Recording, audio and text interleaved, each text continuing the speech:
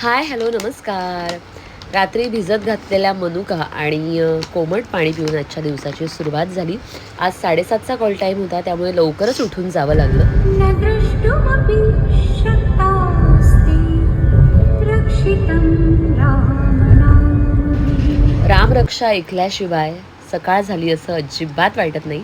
सेटवर पोहोचले. सेटवर गेल्या गेल्या आमची रूम छान सजवली होती, कारण नंदिनी ताईचा म्हणजेच पौर्णिमा काकूचा आज बर्थडे आहे आणि आमच्या सेटवर ज्या ज्या आर्टिस्टचे बर्थडे असतात त्यांच्या रूम्स अशाच सजवल्या जातात.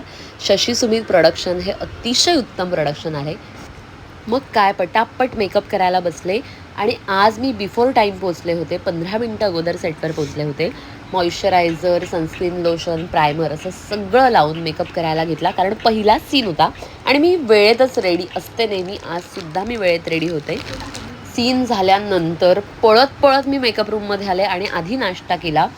दुधामध्ये ड्रायफ्रूट्स घालून ते ब्लेंड करून अशी मी स्मूदी बनवते, कारण मला भयंकर भूक लागली होती. कधी एकदा खाते असं झालं होतं. आणि त्यानंतर आमच्या साक्षूने कांदे पोहे आणले होते, ते सुद्धा खाल्ले. तुम्ही आमची मालिका पाहताय त्यामुळे तुम्हाला माहितीच आहे, सेटवर लग्न सिक्वेन्स चालू आहे, त्यामुळे मेजर तामझाम चालू असतो आमच्या सेटवर. आणि आज ताईचा बड्डे असल्यामुळे तिने छान सागर संगीत अख्ख्या युनिटसाठी जेवण ऑर्डर केलं होतं. बिचाऱ्या आमच्या साक्षूची कंडिशन सध्या बरी नाही आहे, कारण तिच्या दोन्ही बोटांच्या नखांना क्रॅक गेलेत.